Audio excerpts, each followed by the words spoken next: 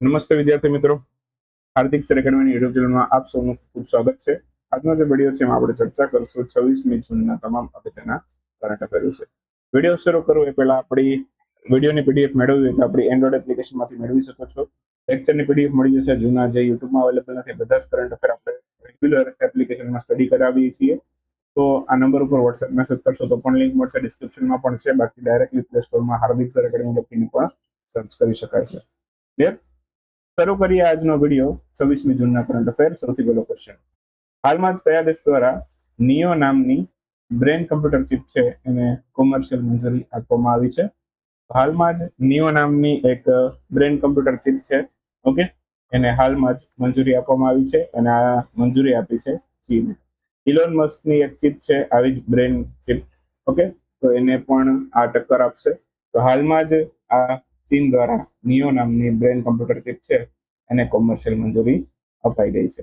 Neo છે આ વિશ્વની પ્રથમ કોમર્શિયલ ઇન્વેસિવ બ્રેન ઇમ્પ્લાન્ટ ટેકનોલોજી છે, ઓકે, અને આ ચિપ છે ઇલોન મસ્કની એક ન્યુરાલિંક નામની બ્રેન ચિપ છે ટેકનોલોજી, એને ડાયરેક્ટલી ટક્કર આપશે. ક્લિયર? તો આ બ્રેન કમ્પ્યુટર ઇન્ટરફેસ જે છે, ઓકે, આ જે બ્રેન કમ્પ્યુટર ઇન્ટરફેસ ચિપ જે હોય છે, ઓકે, એનું કાર્ય શું હોય? કરોડરજ્જુમાં ઈજા થવાને કારણે લકવાગ્રસ્ત થયેલા જે લોકો છે, બરાબર, એ લોકો માટે ખાસ કરીને વિકસાવવામાં આવી છે. તો જેમને કરોડરજ્જુમાં ઈજા થવાના કારણે કંઈક પેરેલાઇઝ થઈ ગયા છે, એવા લોકો માટે આ ચિપ છે, બરાબર, એ વરદાન રૂપ સાબિત થઈ શકશે. ઓકે, તો આ ટેકનોલોજીનો લાભ છે 18 થી લઈ અને 60 વર્ષ સુધીના વ્યક્તિ છે એ લઈ શકે છે. 60 વર્ષથી ઉપરના ને, બરાબર, હેલ્થ કોન્શિયસના કારણે સ્વાભાવિક છે, બરાબર, આ વસ્તુ ના કરી શકાય.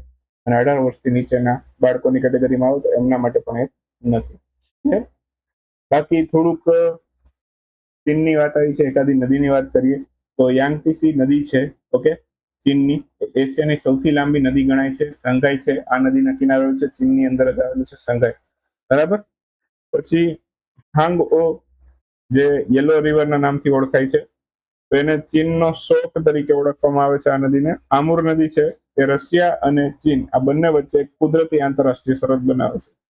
આપણે કેમ ભારત પાકિસ્તાનની બોર્ડર છે, આ નદી છે રશિયા ચીન વચ્ચે આખી એક બોર્ડર બનાવે છે, ઓકે. બાકી ચીનની સત્તાવાર ભાષા મેન્ડરિન લેંગ્વેજ છે, એમનું ચલણ યુઆન છે. મોસ્ટલી યુઆનના નામથી આપણે ચલણને ઓળખીએ છીએ. બાકી ચીનનું બીજું પણ એક કરન્સી છે, એનું નામ છે રેનિમ્બી, ઓકે, તો એમને પણ યાદ રાખજો. હાલમાં જ અદાણી પોર્ટે કયા દેશના એલએનજી પોર્ટ છે, બરાબર, ત્યાં પ્રોજેક્ટ માટે 70 મિલિયન અમેરિકી ડોલર છે એનો મરીન સર્વિસીસ કોન્ટ્રાક્ટ મળ્યો છે. તો અદાણી પોર્ટને આ હાલમાં જ આર્જેન્ટિનાનો જે મરીન પ્રોજેક્ટ છે, બરાબર, મરીન સર્વિસીસ પ્રોજેક્ટ, તો એનો આખો કોન્ટ્રાક્ટ મળ્યો છે. તો આન્સર આવશે ઓપ્શન ડી, આર્જેન્ટિના.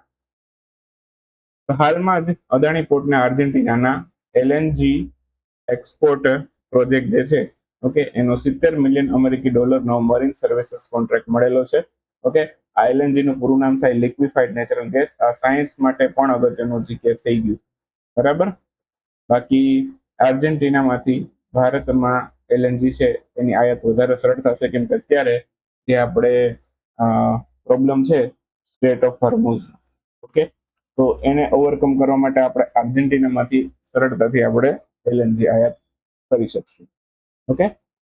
આ ઉપરાંત વાત કરીએ તો સર્વિસીસ કોન્ટ્રાક્ટ માટે અદાણી પોર્ટ્સ અને મેરિડિયન ગ્રુપ છે એ બંને વચ્ચે 10 વર્ષનો કરાર થયો છે. આર્જેન્ટિનાની રાજધાનીની વાત કરીએ તો બ્યુનસ આયર્સ છે, બરાબર.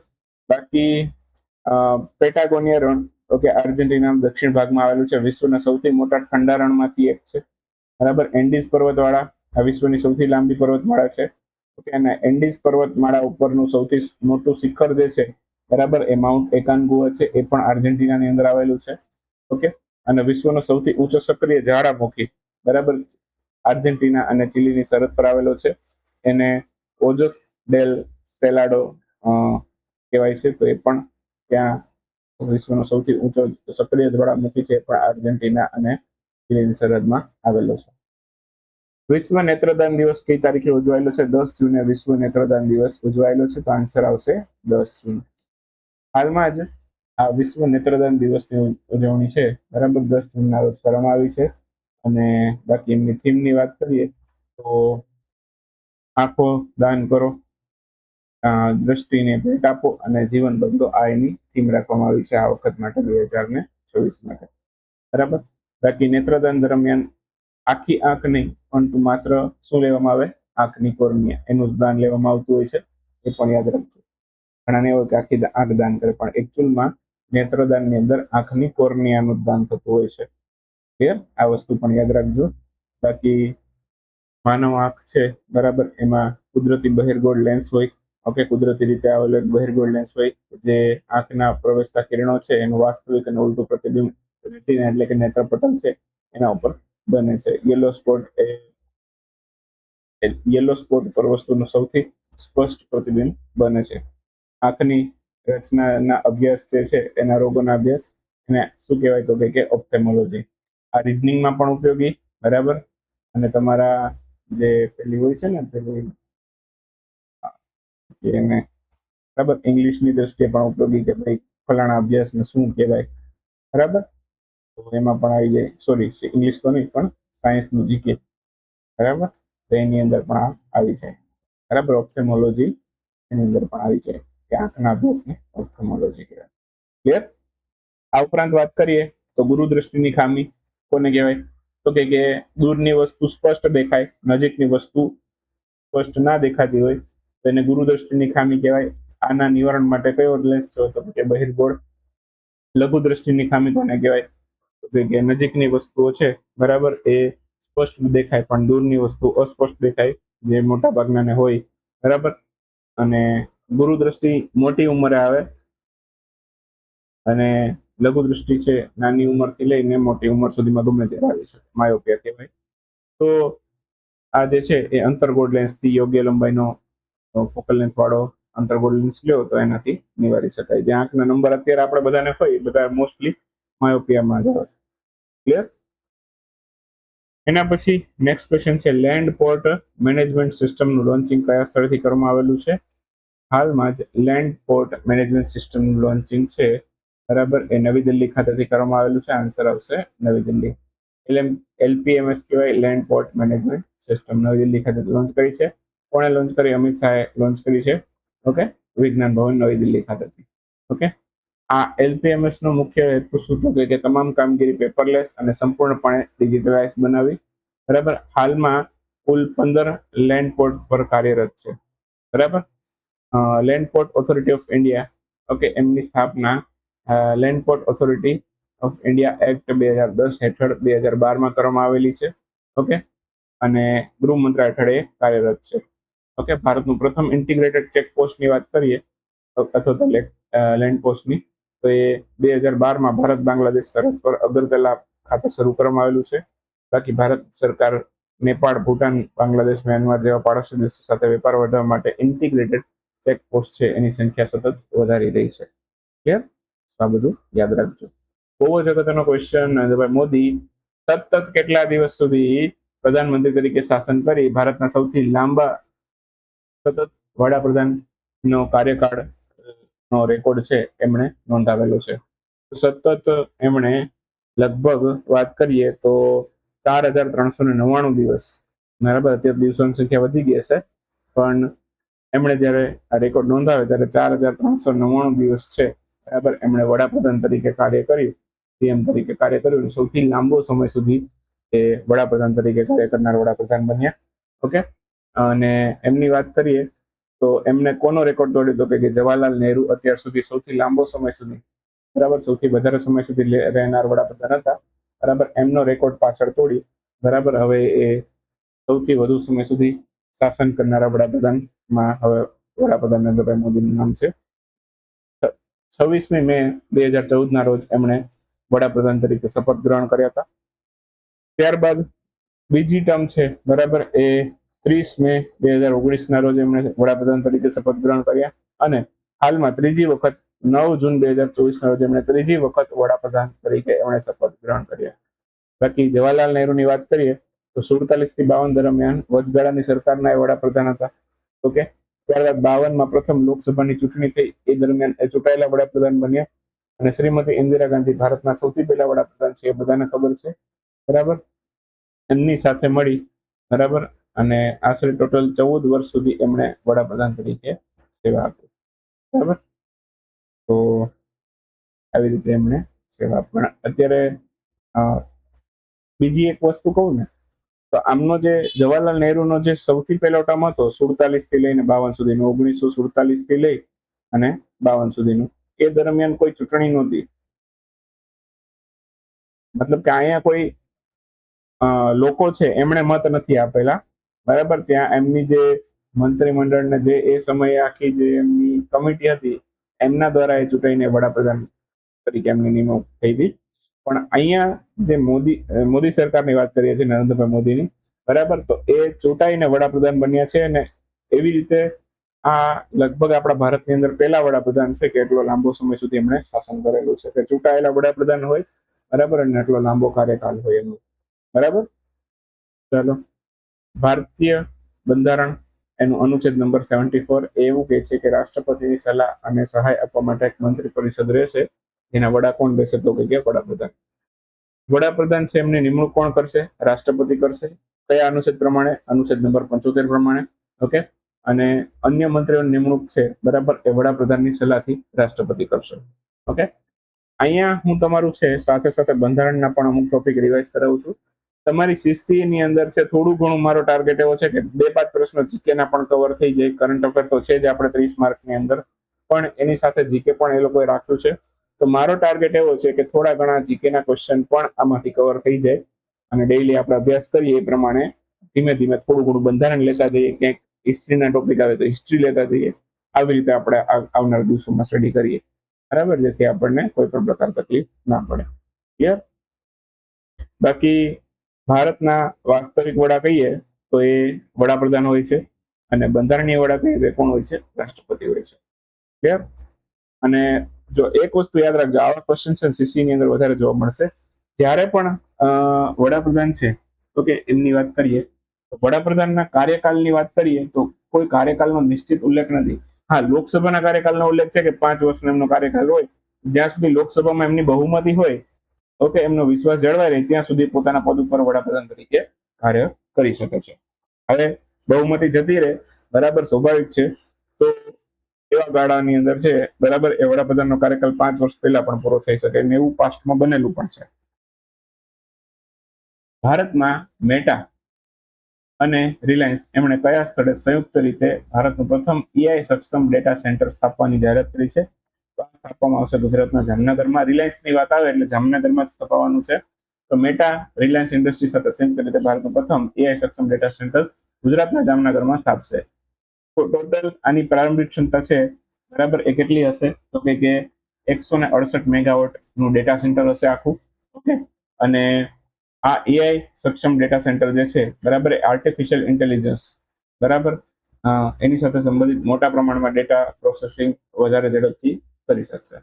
ઓકે, બાકી વાત કરું તો ભારત એમણે મેટા માટે છે, બરાબર, અત્યારે વિશ્વનો સૌથી મોટો યુઝર ધરાવતો દેશ છે ભારત. ઓકે, મેટામાં સૌથી વધારે આપણે ભારતમાં વસ્તી છે, અને મોસ્ટલી ચાઇનાની વસ્તી આપણે થોડી ઘણી વધારે હોઈ શકે, પણ ચાઇનામાં કેવું છે, એ લોકો પોતાનું બધું વાપરે છે. તો ત્યાં આ ફેસબુક, ઇન્સ્ટાગ્રામ એ લોકોએ પોતાના વર્ઝન ડિક્લેર કરે છે. ઓકે, તો અહીંયા મેટા માટે સૌથી મોટું માર્કેટ હોય, બરાબર, તો એ કયું છે? આપણું ઇન્ડિયા છે.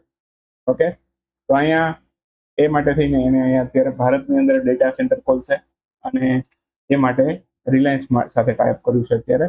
તો ફેસબુક, વોટ્સએપ, ઇન્સ્ટાગ્રામ જેવી લોકપ્રિય સોશિયલ મીડિયા છે, એ બધું આ મેટા થ્રુ કાર્યરત છે. ઓકે, અને એ બધું મેટાની અંદર આવે છે. જામનગરની વાત કરીએ તો રિલાયન્સ પેટ્રોકેમિકલ રિફાઇનરી છે, ત્યાં આવેલી છે, બ્રાસ સિટી તરીકે ઓળખાય છે. આર્ટિફિશિયલ ઇન્ટેલિજન્સની વાત કરીએ છીએ તો એના જનક તરીકે જોન મેકાર્થીનું નામ આવે છે, તો એમને પણ યાદ રાખવાનું છે. સાપલિંગ ડાયલોગ 26 નું સમાપન કયા સ્થળે થયું છે? હાલમાં સાપલિંગ ડાયલોગ છે એનું સમાપન થઈ ચૂક્યું છે, અને આનું સમાપન થયું છે જાપાન ખાતે. તો આન્સર આવશે જાપાન. તો હાલમાં જ ભારતમાં થયું છે, માફ કરજો જાપાન નહીં, ભારતમાં ગુજરાતના અમદાવાદ ખાતે સાપલિંગ ડાયલોગ થયેલો હતો. તો ઓપ્શન બી આપણો આન્સર થશે. હાલમાં જ સાપલિંગ ડાયલોગનું સફળ સમાપન ગુજરાતના અમદાવાદ ખાતે થઈ ગયું છે. ઓકે, 2 દિવસનો સંવાદ હતો. ખાદ્ય પ્રસંસ્કરણ મંત્રાલય છે ભારતનું, એમના દ્વારા અને વિશ્વ બેંક બંને દ્વારા સંયુક્ત રીતે આનું સમાપન કરવામાં આવેલું છે. ઓકે, અને હાલમાં જ આનું સમાપન થઈ ગયું છે. આની થીમ રાખી છે વેલ્યુ અનબ્લોકિંગ. ઓકે, તો આની થીમ હતી આ વર્ષ માટે. ઓકે, તો આ સાપલિંગ ડાયલોગ ક્યાં છે? એક તો ભારતમાં થયો. ભારતમાં કઈ જગ્યાએ? ગુજરાતના અમદાવાદમાં. કોણે આયોજન કર્યું? વર્લ્ડ બેંક અને આપણું ફૂડ પ્રોસેસિંગ ઇન્ડસ્ટ્રી બંને મળીને આયોજન કર્યું છે. થીમ છે વેલ્યુ અનબ્લોકિંગ. ખાદ્ય પ્રસંસ્કરણ મંત્રી કોણ છે આપણા અત્યારે? ચિરાગ પાસવાન છે. બરાબર. સંવાદનો મુખ્ય હેતુ બરાબર બેટર ન્યુટ્રિશન અને ફૂડ સિક્યુરિટી બરાબર એના માટે નીતિ નિર્માણ પ્રોત્સાહનનો હતો. ઓકે, બાકી વિશ્વ ખાદ્ય દિવસ 16 ઓક્ટોબરે ઉજવે છે. આ દિવસે ફૂડ એગ્રીકલ્ચર ઓર્ગેનાઇઝેશન સ્થાપના થઈ હતી. ઓકે, 1945માં 16 ઓક્ટોબર આની સ્થાપના થઈ, જેની યાદમાં એ દિવસ ઉજવીએ છીએ. Food safety day, world food safety day, વિશ્વ ખાદ્ય સુરક્ષા દિવસ એ 7 જૂને આ મહિને જ ગયેલો, એટલે તો યાદ જ હોય આપણને. વિશ્વ બેંકની વાત કરીએ 1944માં બ્રેટન વુડ કોન્ફરન્સ હેઠળ IMF અને વર્લ્ડ બેંક બંનેની સ્થાપના થઈ. બંનેનું હેડક્વાર્ટર પણ વોશિંગ્ટન DC અમેરિકામાં આવેલું છે. જોજીલા ટનલ પ્રોજેક્ટ ચર્ચાનો વિષય બન્યો હતો. કયા રાજ્યમાં આવેલો છે? આ જમ્મુ કાશ્મીર લદ્દાખની વચ્ચે આવેલો છે. તો જમ્મુ કાશ્મીર અને લદ્દાખ, લદ્દાખ નથી ઓપ્શનમાં, પણ જમ્મુ કાશ્મીર અને લદ્દાખ બંને આપેલા હોય તો બંને આપણો આન્સર આવે. જોજીલા ટનલની વાત કરીએ તો બંને બાજુ ખોદકામ સંપૂર્ણ રીતે પૂરું થયું છે અને આવી ઐતિહાસિક સફળતા અહીંયા આ પ્રોજેક્ટને પ્રાપ્ત થઈ છે. જમ્મુ કાશ્મીર લદ્દાખની વચ્ચે આવેલું છે.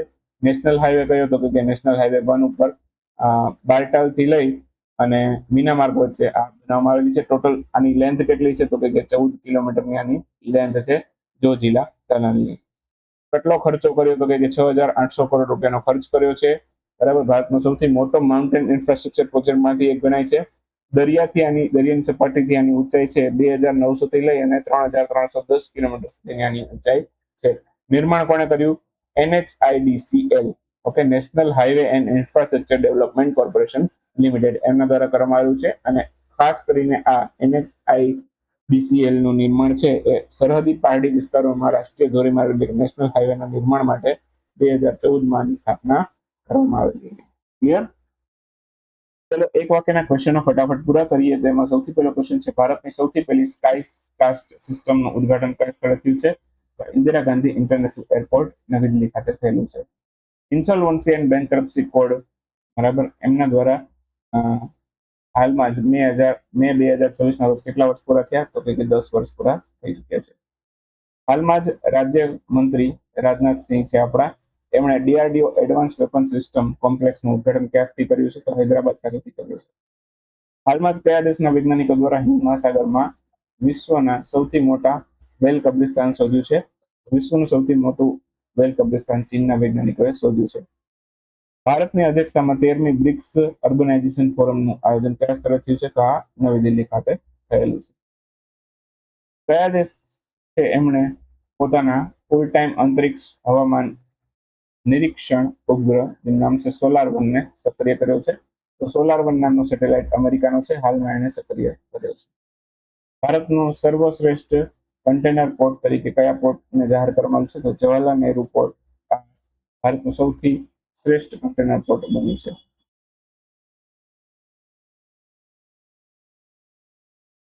વિશ્વનો ત્રીજો સૌથી મોટો એવિએશન માર્કેટ તરીકે કયા દેશને સ્થાન મળ્યું છે?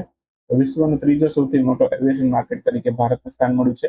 નેવા એટલે કે નેશનલ ઈ વિધાન એપ્લિકેશન અપનાવનારું રાજ્ય હાલમાં જ કયું બન્યું છે? તો આ પશ્ચિમ બંગાળ બન્યું છે. અગાઉ પણ વાત થયેલી. હાલમાં જ કયા રાજ્યની સરકાર દ્વારા તમામ સરકારી શાળાઓમાં બાલ મંદિરથી પોસ્ટ ગ્રેજ્યુએશન સુધીની શિક્ષા મફત આપવાની જાહેરાત કરવામાં આવી છે? તો આ ઓડિશાની સરકારે કરી છે. આન્સર આવશે ઓડિશા. ક્લિયર? દોસ્તો આ સાથે જ આપણો આજનો અહીંયા વિડીયો છે એને સમાપ્ત કરીએ. 26 જૂનનો મળશું 27 વિડીયોમાં. ત્યાં સુધી રજા લેશું. આવજો. Bye bye. Good night. શુભરાત્રી. Thank you for watching.